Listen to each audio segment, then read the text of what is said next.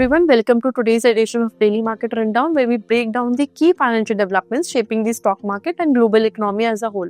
So, in today's session, first we'll dive into Tata Capital's $2 billion of IPO, then the rising expectation of an RBI rate cut in the upcoming MPC meeting, then the massive sell-off in Asian markets due to the escalating US-China trade tensions, lastly, the deepening fall in oil prices driven by the recession fears.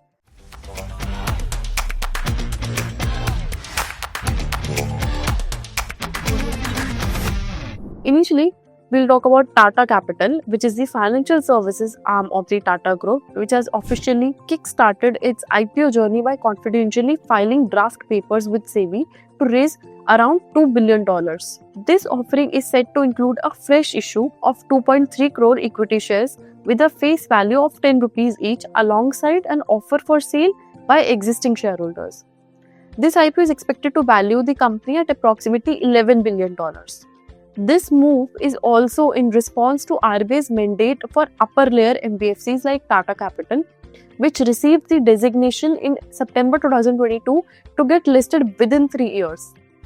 Now, interestingly, Tata Capital has chosen the confidential pre-filing route, which allows the company to maintain discretion on sensitive business details during the early stages and provide an extended timeline of 18 months to launch the IPO post SEBI's final observations. Meanwhile, all the eyes are on the Reserve Bank of India's Monetary Policy Committee meeting, which has begun today and will run through April 9. Market participants are widely anticipating a 25 basis points rate cut in the repo rate, driven by easing inflation and growing concerns about economic growth.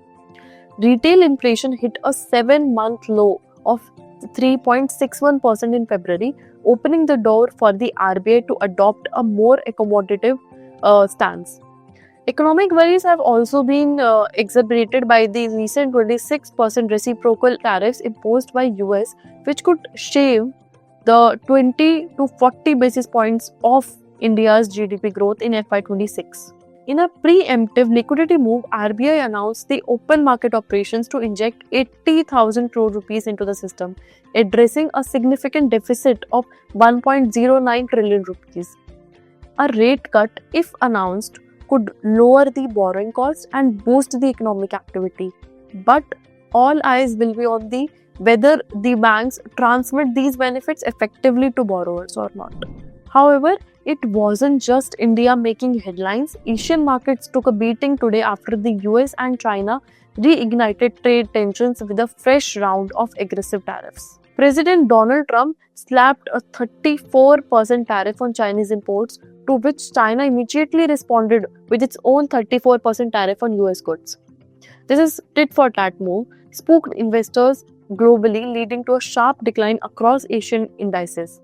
Japan's Nikkei 225 nosedived nearly 8%. Australia's ASX 200 fell over 6%, and South Korea's Kospi dropped by around 4.4%. The ripple effects were also felt in the commodities. US crude oil slid 4% to $59.49 per barrel, and Brent crude oil followed suit, dropping to $63.3. Even the Bitcoin wasn't spared, falling below $80,000 amid the panic. Despite this meltdown, President Trump stood firm, claiming that this is a great time to get rich, emphasizing this stance on correcting trade imbalances. Lastly, oil prices continued their steep fall amid the fears that the trade war could spiral into a full-blown global recession. On Friday, oil dropped a staggering 7% following the China's tariff announcement, leading to a weekly loss of over 10% for both Brent and WTI crude. Investors are concerned that slowing economic growth activity will drag down oil demand also.